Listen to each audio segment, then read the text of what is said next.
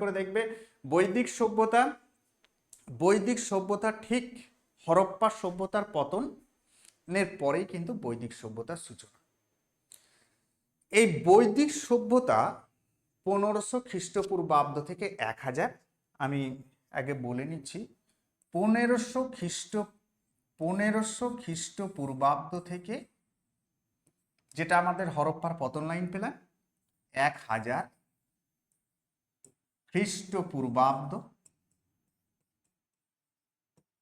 খ্রিস্টপূর্বাব্দ আর 1000 খ্রিস্টপূর্বাব্দ থেকে 600 খ্রিস্টপূর্বাব্দ, 600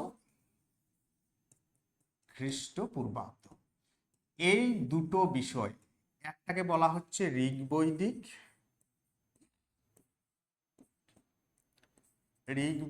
যুগ, একটা হচ্ছে ঋগ্বৈদিক যুগ,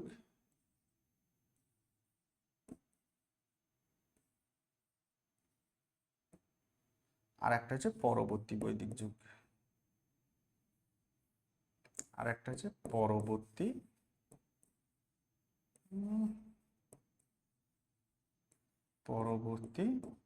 বৈদিক যুগ।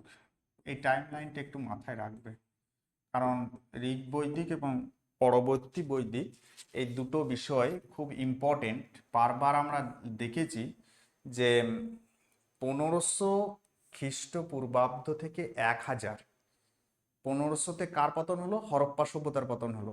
এই হরপ্পা সভ্যতার পতন থেকে 1000 খ্রিস্টপূর্বাব্দ পর্যন্ত সভ্যতাটার নাম ঋগ্বৈদিক সভ্যতা।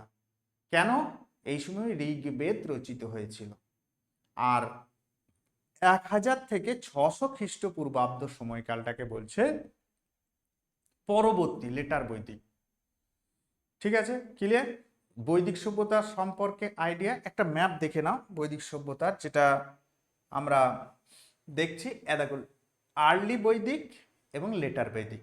আর্লি বৈদিক 1500 থেকে 1000 বিসি, আর লেটার বৈদিক আছে 1100 থেকে 500 বা 1000 থেকে 500। লেটার বৈদিক, পরবর্তী বৈদিক।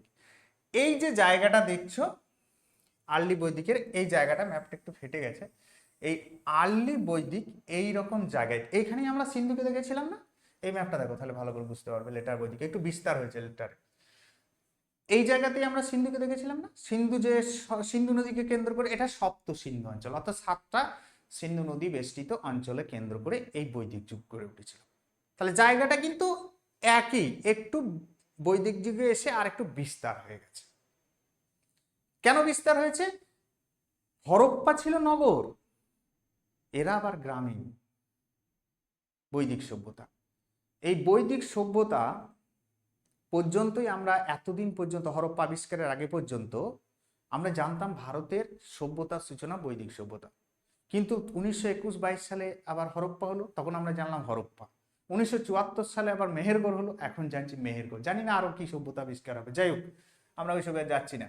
আর্লি বৈদিক পিরিয়ড 1500 থেকে 1000, আর লেটার বৈদিক পিরিয়ড হচ্ছে 1100 থেকে 1500, এই 1000 থেকে 600, এইটাকে মাথায় রাখো, 1000 থেকে 600 বা 1000 থেকে 500, কোথাও 1100 থেকে 500 এরকম আছে। তো বৈদিক যুগে যেটা লক্ষ্য করা যায়, বৈদিক সভ্যতা, এটা প্রথমত বলি যে বেদকে কেন্দ্র করে এই সভ্যতা গড়ে উঠেছিল। বেদ, বেদ কথার অর্থ হচ্ছে জ্ঞান। হ্যাঁ, এই বেদ অর্থাৎ একটা গ্রন্থ, আমাদের ঐতিহাসিক যুগের সূচনা। এই যুগটা ঐতিহাসিক যুগ, এখানে কিন্তু লিখিত গ্রন্থ আছে, এটাকে বলা হয় ঐতিহাসিক যুগ। এখানে লিখিত গ্রন্থ আছে, তাই এটাকে বলা হয় ঐতিহাসিক যুগ। তাহলে ঐতিহাসিক যুগ কি কি লিখিত গ্রন্থ? বেদ। সর্বপ্রথম কি রচিত হলো? ঋগ্বেদ, ঋক, সাম, যজু, অথর্ব, 4টে বেদ। তার মধ্যে সর্বপ্রথম রচিত হলো ঋগ্বেদ। তাই ঋগ্বেদ সর্বপ্রথম রচিত হলো এই 1500 থেকে 1000 খ্রিস্টাব্দের মধ্যে। তাই এই সময় ঋগ্বেদ রচিত হচ্ছে, তাই এটাকে ঋগ বৈদিক সভ্যতা বলা হয়। বোঝা গেছে? ক্লিয়ার? দেখো, বৈদিক সভ্যতা একটি পরিচিত, ভারতবর্ষে বৈদিক সভ্যতার সূচনা হয় আনুমানিক 1500 খ্রিস্টপূর্বাব্দে। নামকরণ বৈদিক শব্দটি মূলত বেদ থেকে উৎপন্ন হয়েছে, সুন্দর করে করা আছে। বেদ হলো প্রাচীন ভারতীয় সাহিত্যের সর্বপ্রথম সর্বশ্রেষ্ঠ গ্রন্থ। এটা মানুষের লেখা নয়, এটা বংশ পরম্পরায় মুনি ঋষিদের কাছ থেকে শুনে শুনে এটা লিখিত আকারে পরবর্তীকালে এসেছে। এটা মানুষ সৃষ্ট বলা ভুল হবে। তাহলে বেদ সর্বপ্রথম এবং সর্বশ্রেষ্ঠ গ্রন্থ। এখানে আর্যদের বসতি, আর্যদের জীবনযাত্রা, আর্যদের সংস্কৃতি, আর্যদের ধর্ম কি নেই এই গ্রন্থের মধ্যে? এই গ্রন্থ একটা বিশাল গ্রন্থ সম্ভার। এই সভ্যতার প্রধান গ্রন্থ হলো 4টি বেদ: ঋগ্বেদ, যজুর্বেদ, সামবেদ, অথর্ববেদ। এছাড়াও এদের সহায়ক গ্রন্থ হিসেবে রয়েছে ব্রাহ্মণ, আরণ্যক, উপনিষদ এবং সংহিতা। প্রত্যেকটি বেদের 4টে ভাগ: ব্রাহ্মণ, সংহিতা, আরণ্যক, উপনিষদ। সেরকম এগুলো সহায়ক হিসেবে রয়েছে। ভৌগোলিক অবস্থান: বৈদিক সভ্যতার মূল কেন্দ্রে ছিল উত্তর পশ্চিম ভারত, যা ঐতিহাসিকরা সপ্ত সিন্ধু অঞ্চল নামে চিহ্নিত করেছে। তাহলে বৈদিক সভ্যতা কোথায় ছিল? আমি প্রথমেই বললাম সপ্ত সিন্ধু অঞ্চল। সিন্ধু ও তার 7টি উপনদী বেষ্টিত অঞ্চলকে বলা হয় সপ্ত সিন্ধু অঞ্চল। সভ্যতার বিকাশ: আর্যরা এই অঞ্চলে এসে পূর্ব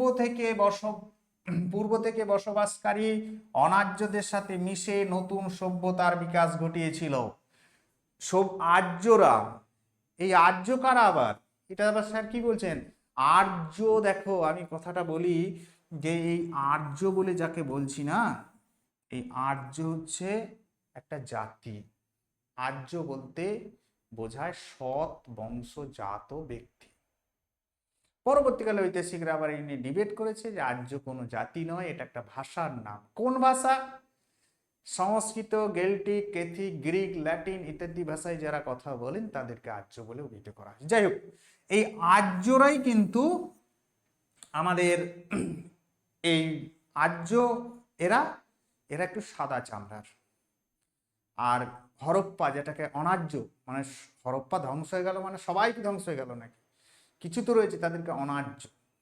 এই আর্য আর অনার্য, অনার্য একটু কালো চামড়ার মানুষ, যারা আর্য নয়, অর্থাৎ যারা ভারতের আদিবাসীরা, সেই অনার্যদের সাথে মিশে এই নতুন সভ্যতার বিকাশ ঘটেছিল, যেটার নাম বৈদিক সভ্যতা, আর্য সভ্যতা, ঋগ্বৈদিক সভ্যতা, যা বলবে এই সভ্যতা 1500 খ্রিস্টপূর্বাব্দে। মনে থাকবে। নেক্সট, বৈদিক সভ্যতার পর্যায়ে দুটো ভাগ আমি আগেই বলেছি। দেখো, খ্রিস্টপূর্ব 1500 থেকে 1000 অব্দ আর্যদের আগমন, বসতি স্থাপন। ঠিক আছে, সমাজ গোষ্ঠী ভিত্তিক আর্যদের আগমন এবং বসতি স্থাপন এই সময়কালের মধ্যে হয়ে গেছে। সমাজ গোষ্ঠী ভিত্তিক জীবনযাত্রা যাযাবর প্রকৃতির এই পর্যায়ে ঋগ্বেদ রচিত হয়েছে। পরবর্তীতে কি বললাম? পরবর্তী জীবনযাত্রা স্থায়ী কৃষিভিত্তিক হয়ে উঠেছে। সমাজ, রাজনীতি, অর্থনীতি, ধর্মের ব্যাপক উন্নতি ঘটে। যজুর্বেদ, সামবেদ, অথর্ববেদ রচিত হয়। ব্রাহ্মণ, আরণ্যক, উপনিষদ রচিত হয়। আচ্ছা, ঋগ্বেদটা গেল কোথায়? ঋগ্বেদটা এখানে রচিত হয়েছে। তাহলে বৈদিক যুগে কি রচিত হয়েছে? ঋগ্বেদ। তাই এটাকে কি বলছি? ঋগ বৈদিক। পরবর্তীকালে 3টে বেদ রচিত হয়েছে। বেদ 4 প্রকার। বেদ হচ্ছে 4 প্রকার, পরে আসবো আমি। ঋগ, সাম, যজু, অথর্ব। তার মধ্যে ঋগ্বেদটা রচিত হলো বৈদিক যুগে, যেটাকে ঋগ বৈদিক বলা হলো 1500 থেকে 1000 খ্রিস্টপূর্বাব্দের মধ্যে। পরবর্তী বৈদিক যুগে সাম, যজু, অথর্ব রচিত হলো, তাই এটাকে পরবর্তী বৈদিক যুগ বলা হয়। ব্রাহ্মণ, আরণ্যক, উপনিষদও কিন্তু এই সময়েই রচিত হচ্ছে। এগুলো বেদের আর একটা অংশ। ব্রাহ্মণ, সংহিতা, আরণ্যক, উপনিষদ। প্রত্যেকটি বেদ, প্রথমে বলি, বেদ 4 প্রকার: ঋগ, সাম, যজু, অথর্ব। ঋগটা রচিত হয়েছে বৈদিক যুগে, আর্লি বৈদিক পিরিয়ডে, আর সাম, যজু, অথর্ব রচিত হয়েছে পরবর্তী বৈদিক যুগে। এই 4টে বেদেরই আবার 4টে করে ভাগ আছে: সংহিতা, ব্রাহ্মণ, আরণ্যক এবং উপনিষদ। ক্লিয়ার? এই বেদগুলো থেকে যা যা পাওয়া যায় সবই কিন্তু বৈদিক যুগের বর্ণনা পাওয়া যায়। তাহলে এখানে নোট ডাউন করতে হবে যে বৈদিক সভ্যতার সময়কাল, পরবর্তী বৈদিক সভ্যতার সময়কাল। বৈদিক যুগে ঋগ্বেদ, পরবর্তী বৈদিক যুগে যজু, সাম, অথর্ব বেদ রচিত হয়। এদের সমাজ, রাজনীতি, অর্থনীতি এরা কিন্তু আস্তে আস্তে বসতি স্থাপন করেছে। আর পরবর্তীতে দেখো জীবনযাত্রা স্থায়ী হয়ে গেছে, কারণ এরা তো অলরেডি তার আগে 500 বছর কেটে গেছে। তাই 500 বছরে তারা কিন্তু যে যেখান থেকে পেরেছে, বেন্ডেনস্টাইন বলেছিলেন যে এরা কিরগিজের স্টেপি বা তৃণভূমি অঞ্চল থেকে এসছে মধ্য এশিয়া। সেখান থেকে তারা পাঞ্জাবের ওই জায়গা দিয়ে প্রবেশ করে সপ্তসিন্ধু অঞ্চলে কিন্তু এরা এই দুদিক, বাম দিক ডান দিক, যে সপ্তসিন্ধু যে নদীটা, সেখানে তারা বাম ডান দিক ধরে এরা বসতি স্থাপন করে হরপ্পা সভ্যতাটাকে নিশ্চিহ্ন করে দিয়েছে। অনার্যদের সঙ্গে মিলে মিশে একটা নতুন সভ্যতা গড়ে তুলেছে। বৈদিক সভ্যতার ভৌগোলিক বিস্তৃতি একটু আসি। আর্যরা মধ্য এশিয়া থেকে এসে সর্বপ্রথম সপ্তসিন্ধু অঞ্চল, এই জায়গাটা মাথায় রাখতে হবে, সপ্তসিন্ধু অঞ্চলে বসতি স্থাপন করেছে। সপ্তসিন্ধু নদী সমূহ, নদ ও তার উপনদীগুলিকে একত্রে সপ্তসিন্ধু বলা হতো। এই 7টি নদী দেখো, সিন্ধু, বিপাশা যেটাকে ব্যাস বলা হয়, শতদ্রু, সতলেজ, পুরুষানী, রাভি, আস্কিনী, চিনাব, বিতস্তা, ঝিলাম, সরস্বতী, এই 7টি নদী বেষ্টিত অঞ্চলকে বলা হয় সপ্তসিন্ধু। এই সপ্তসিন্ধু বা এই 7টি নদী বেষ্টিত অঞ্চলে আর্যরা এসে বসতি স্থাপন করেছে। কোথা থেকে বলে দিয়েছি আমি, মধ্য এশিয়া থেকে। মধ্য এশিয়ার কিরগিজের স্টেপ বা স্টেপি তৃণভূমি অঞ্চল থেকে এসেছে। এখানে এসে এরা ছিল তাহলে কিরকম, যাযাবর, আস্তে আস্তে ভারতে এসে প্রবেশ করে গেছে এবং এই জায়গায় এসে বসতি স্থাপন করেছে। পরবর্তী বিস্তার, পরবর্তীকালে আর্যরা গঙ্গা, যমুনা, দোয়াব এবং কুরু পাঞ্চাল অঞ্চলে নিজেদের বিস্তার ঘটায়। গঙ্গা, যমুনা, দোয়াব, কুরু, পাঞ্চাল এই জায়গায়, মানে আস্তে আস্তে দেখো ভারতের, আমরা যদি দেখি, আমরা একটু পিছিয়ে যাচ্ছি, ভারতের প্রথমে যেটা এই রকম জায়গাতে বসতি স্থাপন করেছে, সেখান থেকে তারা ধীরে ধীরে দিল্লি, মধ্য এশিয়া, দিল্লি, মধ্যপ্রদেশ, উত্তরপ্রদেশ এই রকম জায়গাগুলো আস্তে আস্তে বিস্তার লাভ করছে। উত্তর ভারতটা কিন্তু জনবসতি সপ্তসিন্ধু অঞ্চলে এতদিন পর্যন্ত আমরা দেখেছি যে সিন্ধু উপত্যকায় সিন্ধু সভ্যতা ছিল, তাই ওই জায়গায় জনবসতি ছিল। ভারতের অন্যান্য কেন্দ্রগুলোতে দেখেছি তখন সেইভাবে ছিল না, বন জঙ্গলপূর্ণ। রামায়ণ মহাভারতের পরে আসবো, সেখানে দেখছি দক্ষিণ ভারত আস্তে আস্তে জনবসতি বিস্তার হচ্ছে। এই আর্যরা যখন ভারতে আসছে না, আর্যরা যখন ভারতে আসছে, তখন আর্যরা এসে কিন্তু প্রথমে এই উত্তর ভারতেই বসতি স্থাপন করছে। উত্তর ভারতে বসতি স্থাপন করছে, উত্তর ভারত থেকে আস্তে আস্তে দক্ষিণের দিকে যাচ্ছে, উত্তর ভারত থেকে দক্ষিণ ভারতের দিকে যাচ্ছে। এই উত্তর ভারতে বসতি স্থাপনকে বলা হচ্ছে আর্যাবর্ত। এই জন্য উত্তর ভারতের আরেক নাম হচ্ছে আর্যাবর্ত। কেন? আর্যাবর্ত আর দক্ষিণ ভারতকে বোঝানোর জন্য বলতো দাক্ষিণাত্য। ভালো করে বুঝবে। তাহলে আর্যাবর্ত থেকে তারা কি করছে, আস্তে আস্তে দাক্ষিণাত্যের দিকে এগোচ্ছে, মানে আস্তে আস্তে বিস্তার ঘটছে। এটা কিন্তু করেছিল। পরবর্তীকালে গঙ্গা, যমুনা, দোয়াব ও কুরু পাঞ্চাল অঞ্চলে নিজেদের বিস্তার ঘটায়, মানে আর্যাবর্ত আস্তে আস্তে দাক্ষিণাত্যের দিকে যাচ্ছে। দাক্ষিণাত্য পারেনি, আর্যাবর্তের মধ্যে সীমাবদ্ধ থেকে গেছে। বর্তমান অবস্থান, ভৌগোলিকভাবে এই অঞ্চলটি বর্তমান পাকিস্তান, আফগানিস্তান, উত্তর পশ্চিম ভারতের অন্তর্গত। একদম ক্লিয়ার করে দিয়েছি, কারো যাতে কোনো সমস্যা নয়, জলের মতো পরিষ্কার হয়ে যাবে। ভৌগোলিকভাবে এই অঞ্চলটি বর্তমান পাকিস্তান, আফগানিস্তান, উত্তর পশ্চিম ভারতে অন্তর্গত, মানে ক্লিয়ার হয়ে গেছে পুরো। দেখো ধরে দেখো যে এখন ভারতের যেটা নয়, যেটা স্বাধীনতার আগের যে ভারতবর্ষের ম্যাপ, সেই ম্যাপটাকে লক্ষ্য করে ভাবো যে পাকিস্তান, আফগানিস্তান এবং দিল্লি পর্যন্ত ধরতে পারো, উত্তর পশ্চিম ভারতের অন্তর্গত এই সভ্যতা বিস্তার করেছিল আর্য সভ্যতা। এর সমাজটা দেখো, বৈদিক সমাজ, অর্থনীতি এবং রাজনীতি। আমি ছোট ছোট করে 3টে দিয়েছি। সমাজে দেখো, সমাজ মূলত গোষ্ঠী ভিত্তিক ছিল। সমাজ মূলত গোষ্ঠী ভিত্তিক ছিল। গোষ্ঠী বলতে ক্ল্যান। ক্ল্যান বলতে কি বোঝো? দেখো আমি প্রথমে বলি যে আগে যখন শিকার করতে যেত, তারা প্রথমে একটা করে 3-4 জন মিলে একটা ছোট ছোট দল করতো। দলটা যখন বড় হতো ক্ল্যান হতো এবং সেইগুলোতে শিকার করতে যেত। সেইগুলি তো আস্তে আস্তে পরবর্তীকালে যখন স্থায়ী ভিত্তিতে বসতি স্থাপন করেছে, তখন তারা সেইগুলো একটা ছোট ছোট গোষ্ঠীতে বিভক্ত হয়েছে এবং সেখানে তারা একটা ছোট বাড়ি বানিয়ে, ছোট ছোট বাড়ি বানিয়ে তারা বসতি করছে। সেই রকমই এই সমাজ কিন্তু গোষ্ঠী ভিত্তিক ছিল। ক্লিয়ার? গোষ্ঠী ভিত্তিক ছিল। প্রথমে বর্ণ ব্যবস্থা ছিল না, একদম ক্লিয়ার বলছি, প্রথমে বর্ণ ব্যবস্থা ছিল না। এরা ছোট ছোট ক্লানে বসবাস করতো, সবাই সবার মতো থাকতো। পরে বর্ণের উৎপত্তি হয়েছে, ব্রাহ্মণ, ক্ষত্রিয়, বৈশ্য, শূদ্র সৃষ্টি হয়। এটা অ্যাকচুয়ালি কিন্তু পরবর্তী বৈদিক যুগ আসবে এরকম সময়ে এটা সৃষ্টি হচ্ছে। সমাজে নারী পুরুষ প্রায় সমানই ছিল, হরপ্পার মতোই ছিল। এখানে হরপ্পার যে সিস্টেমটা ছিল, এখানে প্রায় নারী পুরুষ সমান ছিল। ওখানে নারীকে যথেষ্ট মর্যাদা দেওয়া হয়েছিল হরপ্পাতে। বৈদিক যুগে আমরা দেখব নারী পুরুষ দুটোই সমান, কিন্তু পরবর্তীতে যখন আসব তখন দেখব নারীদেরকে কিন্তু অমর্যাদা করা হচ্ছে। অর্থনীতি, মানুষের প্রধান জীবিকা ছিল পশুপালন। হরপ্পা জীবিকা কি পেয়েছিলাম আমরা? কৃষি। আর এখানে কি পেলাম? পশুপালন এবং কৃষিকাজ। প্রশ্ন এসছে সিজিএল এ এবং বিভিন্ন পরীক্ষায় দেখেছি যে বৈদিক যুগের অর্থনীতির প্রধান ভিত্তি কি ছিল? পশুপালন এবং কৃষি। পশুপালন, এরা গোচরণ করত, এরা বিভিন্ন পশুকে পালন করত, এটাই ছিল তাদের অর্থনীতির ভিত্তি। গরু ছিল তৎকালীন সম্পদের মাপকাঠি। যার যত বেশি গরু থাকতো, যার যত বেশি গরু থাকতো তাকে বেশি ধনী মনে করা হতো। এই গরুই ছিল তৎকালীন সম্পদের প্রধান মাপকাঠি। জমি জায়গার সম্পত্তি নয়, গরুর উপরে ডিপেন্ড করতো। যব, গম প্রভৃতি শস্যের চাষ করা হতো। গোষ্ঠীর রাজনীতিতে দেখা গেছে গোষ্ঠীর যিনি প্রধান থাকতেন তাকে বলা হতো রাজা। এই রাজাও বলা হতো, কোনো কোনো জায়গায় দেখবে তোমরা পাবে রাজন, এই রাজন কথাটাও পাবে। এই রাজনই হচ্ছে রাজা। সভা সমিতি নামে দুটি গণতান্ত্রিক প্রতিষ্ঠানের অস্তিত্ব পাওয়া যায়। সভার সমিতি, সভা এবং সমিতি নামে দুটি, এই সভা সমিতি কি করতো? এই সভা সমিতি অ্যাকচুয়ালি বর্তমানে আমাদের যেমন ধরো লোকসভা এবং বিধানসভা সেরকম টাইপের ছিল। এই দুটো সভা এবং এই সভা এবং সমিতি এই রাজাকে পরামর্শ দিত। একটা বয়স্ক ব্যক্তিদের নিয়ে ছিল, আর একটা ছিল সমাজের সকল মানুষদের, মানে যুবকদেরকে নিয়ে গঠিত হতো সভা সমিতি। এরা সবাই মিলে রাজাকে পরামর্শ দিত। এই দুটো গণপরিষদ, এটা গণতান্ত্রিক পরিষদ, এখানে যে কেউ ঢুকতে পারতো। এটাই ছিল এর মুক্ত দান নীতি। আর এই ইয়ের সাহায্যে কিন্তু রাজাকে এরা পরিচালনা করত।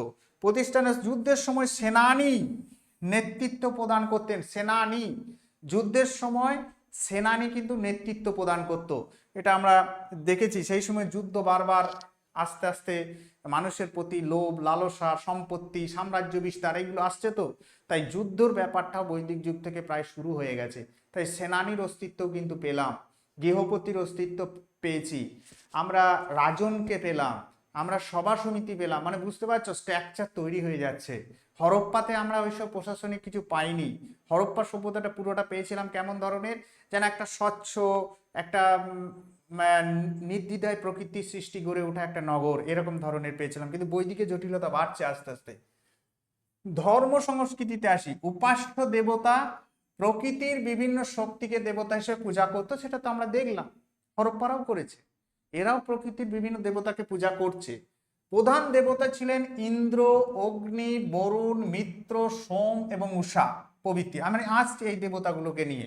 ইন্দ্র হচ্ছে প্রধান দেবতা বৈদিক যুগের, এর নায়ক সেই বৈদিক যুগের, কারণ ইনি হচ্ছেন আমাদের সেই সময় বৈদিক যুগের যদি বলতে হয় তো সেই সময় বৈদিক যুগের একজন উল্লেখযোগ্য দেবতা হিসেবে একে পুজো করা হতো। ইনি বৃষ্টি, বজ্র ইত্যাদি দেবতা ছিলেন। আসবো এগুলো নিয়ে। উপাসনা পদ্ধতি ছিল এই সময় প্রধান ধর্মাচার ছিল যজ্ঞ। এই খুব একটা খরচবহুল বিষয় এটা, কিন্তু যজ্ঞ, যাগযজ্ঞ বৈদিক যুগে যাই ছিল, পরবর্তীতে আরো বেশি বেড়ে গেছিল যাগযজ্ঞ। সেই সময় কোনো মূর্তি পূজার প্রচলন ছিল না, এই সময় কোনো মূর্তি পূজা সেইভাবে প্রচলন ছিল না। শিক্ষা ব্যবস্থা ছিল গুরু শিষ্য পরম্পরায়, সম্পূর্ণ মৌখিক পদ্ধতিতে শিক্ষা প্রচলন ছিল। আমাদের এই সময় কোনো খাতা, পেন ইত্যাদি ব্যবস্থা ছিল না। তোমরা বেদকে জানো তো, বেদকে শ্রুতি বলা হতো। কেন জানো না? বেদ হচ্ছে বংশ পরম্পরায় গুরু তার শিষ্যকে শোনাতো, শিষ্য আবার পরে গুরু হতো এবং সে তার শিষ্যকে শোনাতো। এইরকম ভাবে সিস্টেমে চলতো। এই জন্য এর আরেক নাম ছিল শ্রুতি। তারপর শয়রফেলা শ্রুতি ছিল। এই বেদকে শ্রুতি বলা হতো, শুনে শুনে মনে রাখা হতো। সেই সময় মূর্তি পূজার প্রচলন, গুরু শিষ্য বংশ পরম্পরায় মৌখিক পদ্ধতির শিক্ষার প্রচলন ছিল।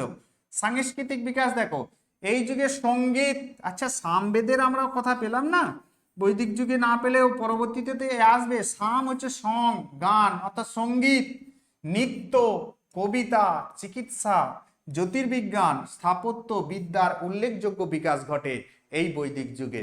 অতি অবশ্যই হরপ্পা ডেভেলপ তো ছিলই, বৈদিক তো ওখান থেকে শুরু, মানে বুঝতে পারছো তো, এ তো আরো ডেভেলপ হবেই। কিন্তু সভ্যতাটা কিন্তু গ্রামীণ, এটা মাথায় রাখতে হবে। কারণ এদের এদের অর্থনীতি কিন্তু পশুপালন কৃষির উপর নির্ভরশীল। এখানে ওই শিল্প, কৃষি, এই উন্নত বহির্বাণিজ্য এত কিছু ছিল না। এরা তো বাইরে থেকে এসেছে, এসে এই জায়গাটাকে ক্যাপচার করেছে, তারপর ধীরে ধীরে ধীরে ধীরে জটিলতা বাড়িয়ে একটা জায়গায় পৌঁছাবে, সেটা পরে আসছে। ইন্দ্র, আমি একটা টেবিল দিয়েছি, দেখো ভালো করে লক্ষ্য করো, কিছু দেবতার নাম আছে যেগুলো বৈদিক যুগে ছিল এবং তারা কি কি করত। এটা প্রশ্ন দেয় বিভিন্ন পরীক্ষায়, যে ঝড়ের দেবতার নাম কি, নদীর দেবীকে, ভোরের দেবীকে, এরকম ধরনের প্রশ্ন থাকে। তাই আমি একটা টেবিল করে দিয়েছি। ইন্দ্র দেখো বৃষ্টির দেবতা, এই ইন্দ্র খুব উল্লেখযোগ্য দেবতা, এর 1028টি মন্ত্র উচ্চারণ আছে এর ঋগ্বেদে।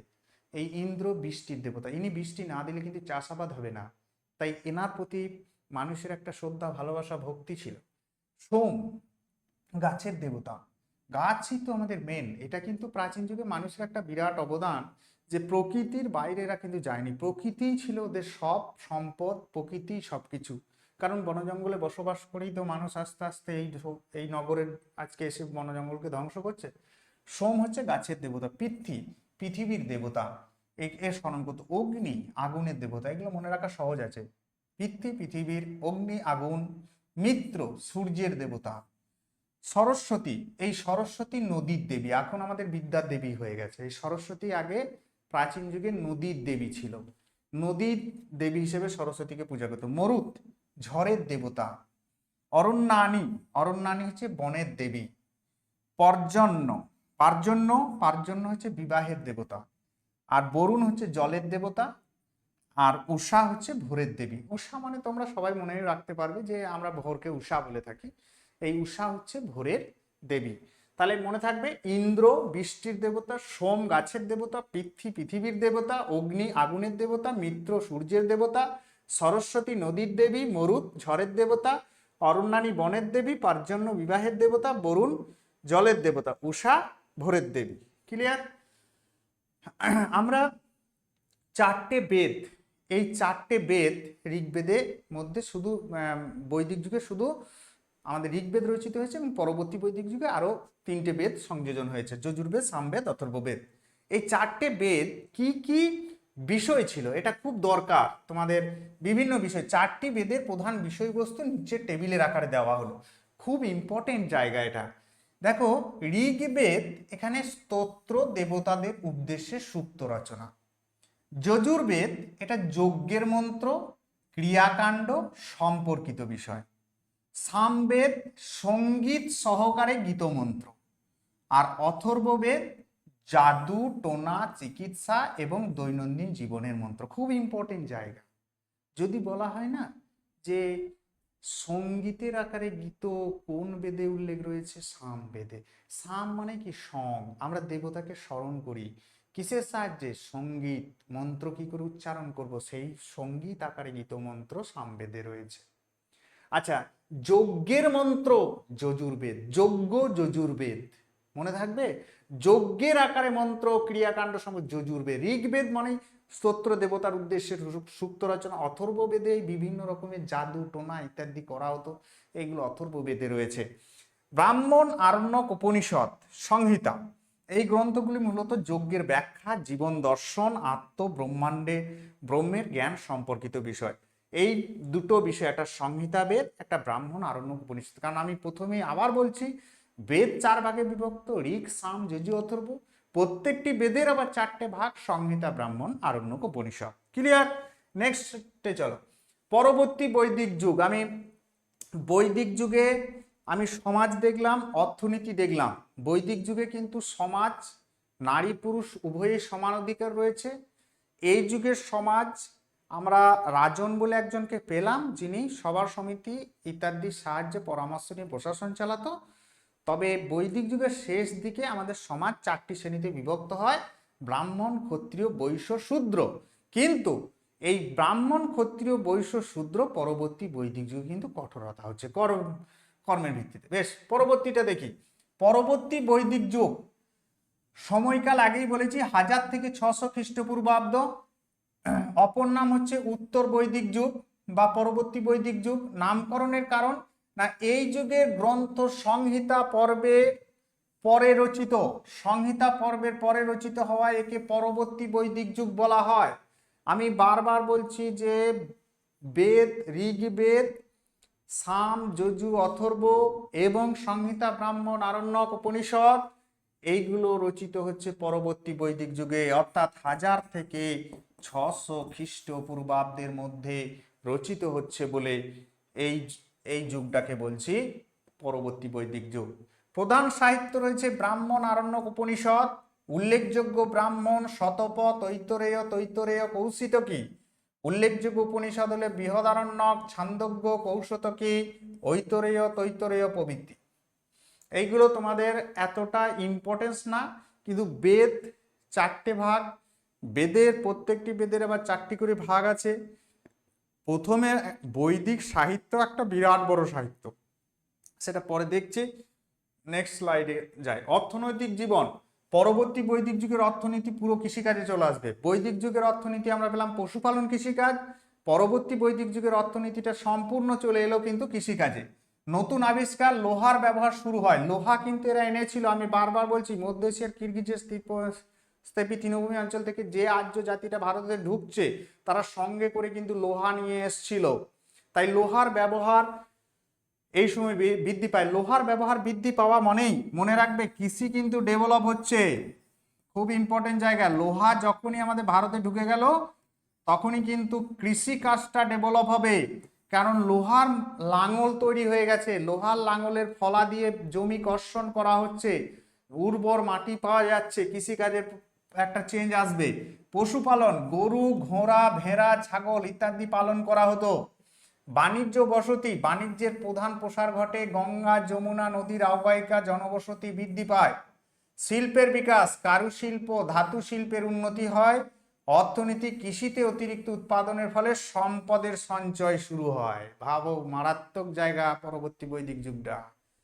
বৈদিক যুগের থেকে একটা জিনিস মনে রাখবে, বৈদিক যুগের থেকে পরবর্তী বৈদিক যুগটা কিন্তু আরো জটিল, আরো বেশি ডেভেলপ। আরো একটা কোশ্চেন হতো না সেই গ্র্যাজুয়েশনে যখন দেখতাম যে বৈদিক যুগ এবং পরবর্তী বৈদিক যুগের তুলনামূলক আলোচনা করো, সেখানে তুলনা করতে গিয়ে দেখতাম যে বর্ণ আস্তে আস্তে কঠোর হচ্ছে, নারী আস্তে আস্তে তার স্বাধীনতা হারাচ্ছে, কৃষি আস্তে আস্তে ডেভেলপ করছে, অর্থনীতি আস্তে আস্তে বাড়ছে, সম্পদের পরিমাণ বাড়ছে। এগুলো কিন্তু সবই আমি তুলে ধরার চেষ্টা করেছি।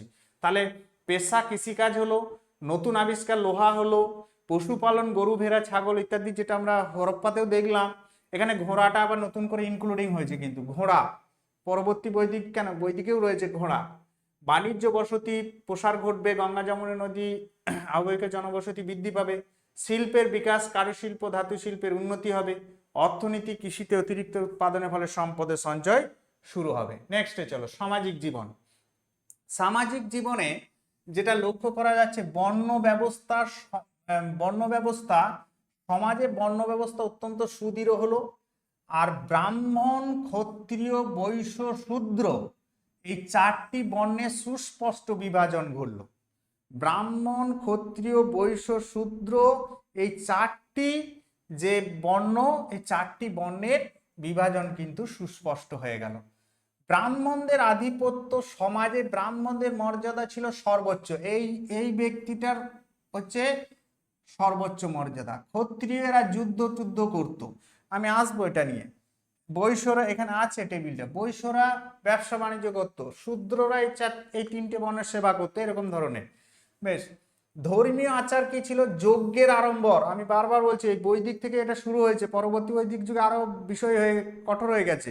একটা যজ্ঞের আড়ম্বর, যে যত বড় ভালো যজ্ঞ করতে পারবে সে নাকি বেশি দেবতার ভক্তি পাবে। যজ্ঞের আড়ম্বর এবং খরচ আগের তুলনায় বৃদ্ধি পায়। যে খরচ আগে বৈদিক যুগে ছিল তার তুলনায় এখন অনেকটা বৃদ্ধি পেয়ে গেছে, সবার পক্ষে সম্ভব ছিল না। নারীর অবস্থা, নারীর মর্যাদা কমতে থাকে, খুব ইম্পর্টেন্ট, বারবার বলছি। কোন যুগে নারীদের ক্ষমতা কমতে থাকে?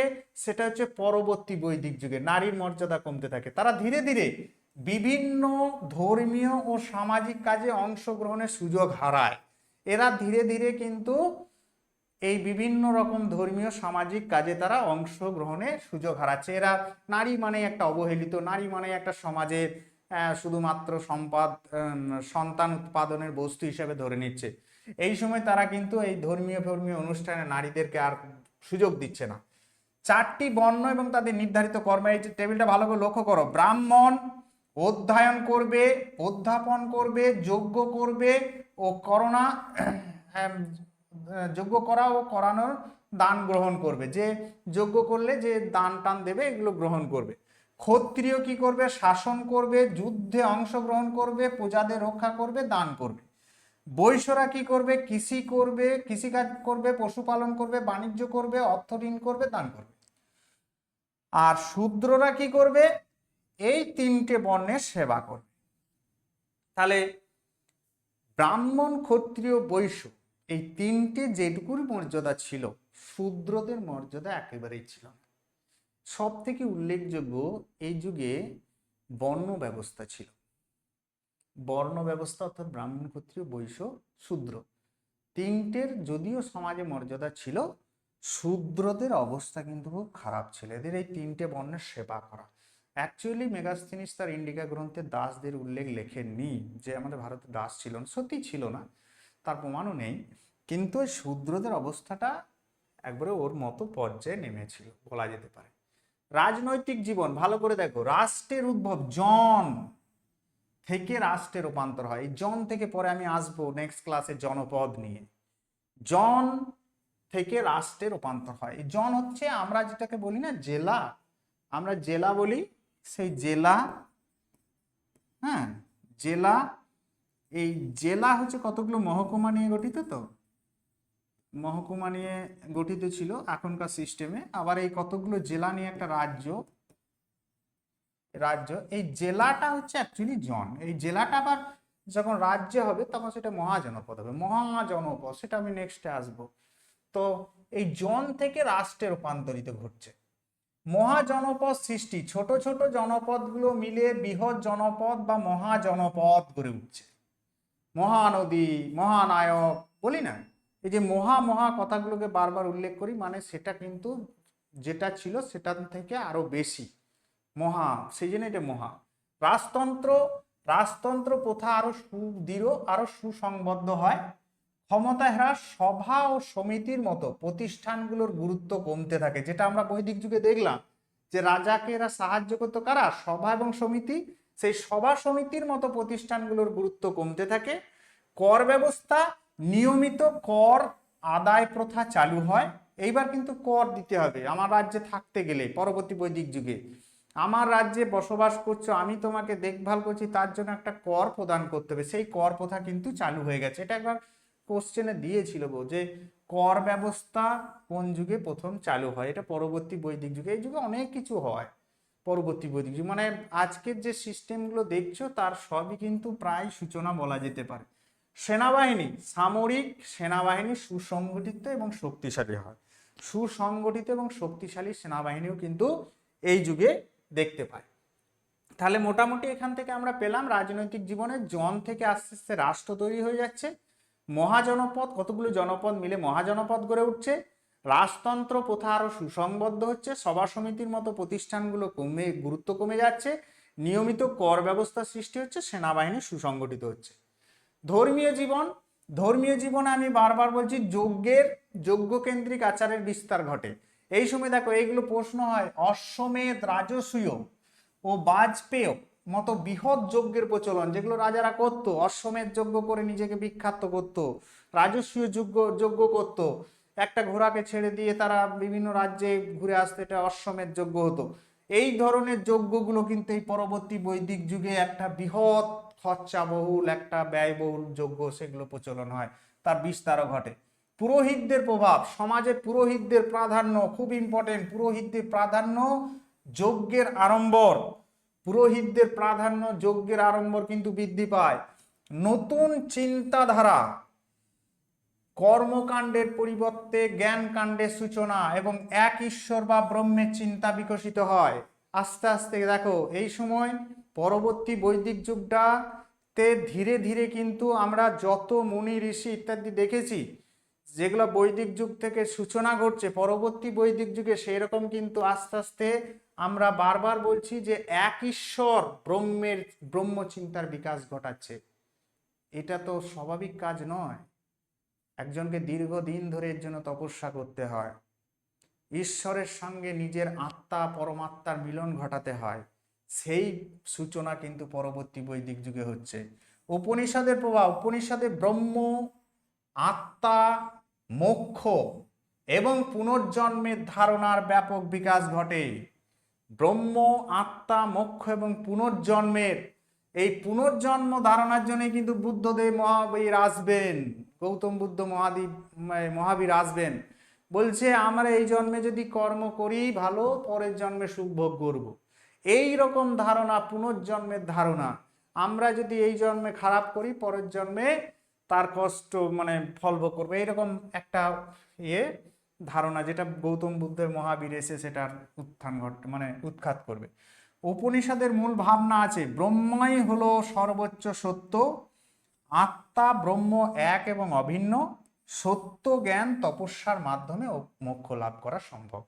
আমরা দেখছো তো পরবর্তী বৈদিক যুগে ধীরে ধীরে কিন্তু রিলিজিয়ান ফেথ অর্থাৎ ধর্মের দিকে প্রবেশ করে যাচ্ছি।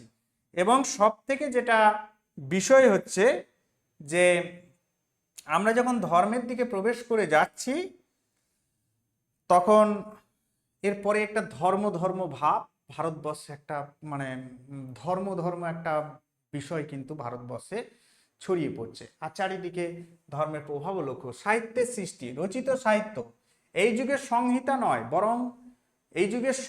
নয় বরং ব্রাহ্মণ, আরণ্যক, উপনিষদ রচিত হয়। ব্রাহ্মণ এই গ্রন্থে যজ্ঞের বিভিন্ন ব্যাখ্যা বিধিবিধান দেওয়া আছে। আরণ্যক এই গ্রন্থে মূলত ধ্যান তপস্যা নিয়ে আলোচনা করা হয়েছে। উপনিষদ এতে দার্শনিক চিন্তা, ব্রহ্ম, আত্মা, মোক্ষ ইত্যাদি বিষয়ে গভীর আলোচনা রয়েছে। ভাষা সাহিত্যগুলো ভাষা ছিল সংস্কৃত গদ্য পদ্যের মিশ্রণ। এই যত কিছু লেখা হয়েছে সবই সংস্কৃতের গদ্য পদ্যের মিশ্রণ। তাহলে আমাদের এই চারটি জিনিসকে মনে রাখতে হবে।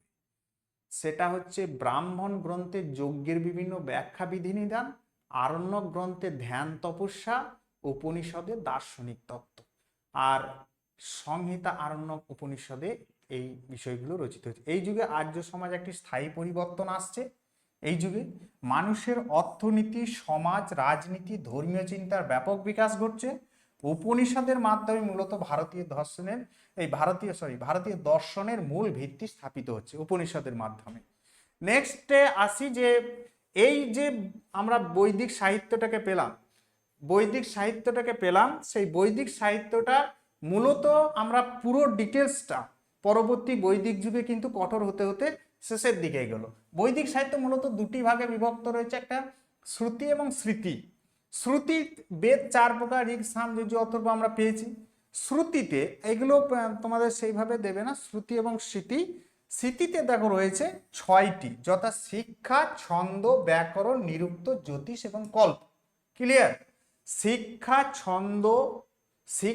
ছন্দ, ব্যাকরণ, নিরুক্ত, জ্যোতিষ এবং কল্প, এই 6টাকে একটু মনে রাখবে। এই 6টা হচ্ছে স্মৃতি। ক্লিয়ার? আর আমাদের 6টা দর্শন আছে, যে 6টা দর্শন আমি এখানে তুলে ধরেছি। প্রত্যেকটি দর্শন কার লেখা এবং দার্শনিক গ্রন্থগুলোর নাম, এগুলো কিন্তু সবই বেদাঙ্গের মধ্যে পড়ে। বেদ আর বেদাঙ্গ, বেদ ঋক, সাম, যজুঃ, অথর্ব, তার 4টে ভাগ সংহিতা, ব্রাহ্মণ, আরণ্যক, উপনিষদ, আর বেদাঙ্গের 6টা দর্শন, 6টা সূত্র। তার মধ্যে 6টা দর্শন আমরা 6টা সূত্র পেলাম আর 6টা দর্শন। ন্যায় দর্শন মহর্ষি গৌতম রচনা করেছেন। বৈশেষিক দর্শন মহর্ষি কণাদ। সাংখ্য দর্শন মহর্ষি কপিল। যোগ দর্শন মহর্ষি পতঞ্জলি। পূর্ব মীমাংসা মহর্ষি জৌমিনী, আর উত্তর মীমাংসা হচ্ছে ব্যাসদেব বা মহর্ষি বাদরায়ণ। এই 6জন ব্যক্তি, বা এই 6জন ব্যক্তি বলা ভুল, এই 6জন মুনি ঋষি এই 6টা দর্শন রচনা করেছিলেন। এই 6টা দর্শন কিসের জন্য রচনা করেছে? বেদ পাঠ করা সহজ নয়। বেদকে পাঠ করতে গেলে আগে বেদাঙ্গকে পাঠ করে আসতে হবে, কারণ বেদাঙ্গেই লেখা রয়েছে বেদের কিভাবে মন্ত্র উচ্চারণ হবে, বেদকে কিভাবে পাঠ করা যাবে, সেই সমস্ত তার জন্য 6টা দর্শন, 6টা সূক্ত আমরা পেলাম। সূক্তের মধ্যে আমরা পেলাম শিক্ষা, ছন্দ, ব্যাকরণ, নিরুক্ত, জ্যোতিষ, কল্প, আর দর্শনের মধ্যে পেলাম ন্যায়, বৈশেষিক, সাংখ্য, যোগ, পূর্ব মীমাংসা এবং উত্তর মীমাংসা। এই 6টা দর্শন, 6টা সূক্ত যখন আমি পড়ব তখন আমি বেদকে পাঠ করতে পারবো। এই বেদ হচ্ছে সমগ্র একটা পুরো বৈদিক সাহিত্য। এই ছিল তোমাদের আজকের বৈদিক এবং পরবর্তী বৈদিক যুগের ক্লাস। হরপ্পা সভ্যতা, বৈদিক, পরবর্তী বৈদিক। এই বৈদিক যুগের আরেকটা উল্লেখযোগ্য বিষয় ছিল, সেটা হচ্ছে যে আমাদের পরবর্তী বৈদিক যুগে যখন সমাজ যখন আস্তে আস্তে ব্রাহ্মণ, ক্ষত্রিয়, বৈশ্য, শূদ্র এরকম ভাগে যখন বিভক্ত হলো, জটিল হয়ে গেল, সবার কিন্তু শিক্ষার অধিকার ছিল না। এই সময় আমাদের বৈদিক যুগে যে চতুরাশ্রম প্রথা, তার মাধ্যমে শিক্ষা ব্যবস্থা প্রদান করা হতো। এই চতুরাশ্রম হচ্ছে ব্রহ্মচর্য, গার্হস্থ্য, বানপ্রস্থ এবং সন্ন্যাস। এই 4টে সিস্টেমের মধ্য দিয়ে তারা শিক্ষা ব্যবস্থা প্রদান করত। আর সেখানে ব্রাহ্মণ, ক্ষত্রিয়, বৈশ্য এই 3টে শ্রেণীর মধ্যে ব্রাহ্মণরা শিক্ষা প্রদান করত, আর 2টো শ্রেণীর শিক্ষার্থীরা এই শিক্ষা গ্রহণ করার সুযোগ পেত। শূদ্রদের কিন্তু কোনো স্থান ছিল না, নারী জাতির শিক্ষারও কোনো স্থান ছিল। বৈদিক যুগের এরকম বেশ কিছু নারী রয়েছে যারা শিক্ষা লাভ করেছিলেন, যেমন বিশ্ববরাক, ঘোষা, আপালা, লোপামুদ্রা এই ধরনের নারী। এটা আমার স্লাইডে উল্লেখ করা ছিল না, তাই আমি মুখে বলে দিলাম। পরবর্তী বৈদিক যুগের এরকম 2জন নারী রয়েছেন যারা, পরবর্তী বৈদিক যুগে যদিও নারী শিক্ষা একেবারেই ছিল না, নারীটা বিশাল কঠোরতার মধ্যে চলেছিল, তাও গার্গী এবং মৈত্রী নামে 2জন নারী সেই সময় কিন্তু শিক্ষা ব্যবস্থায় উন্নতি লাভ করেছিল। Thank you. আজকে আমার ক্লাস এই পর্যন্তই। দেখা হবে নেক্সট ক্লাসে ষোড়শ মহাজনপদ, বৌদ্ধ এবং জৈন ধর্ম নিয়ে। আজ আমি বৈদিক যুগ পুরোটা সম্পন্ন করলাম। Thank you. ঠিক আছে।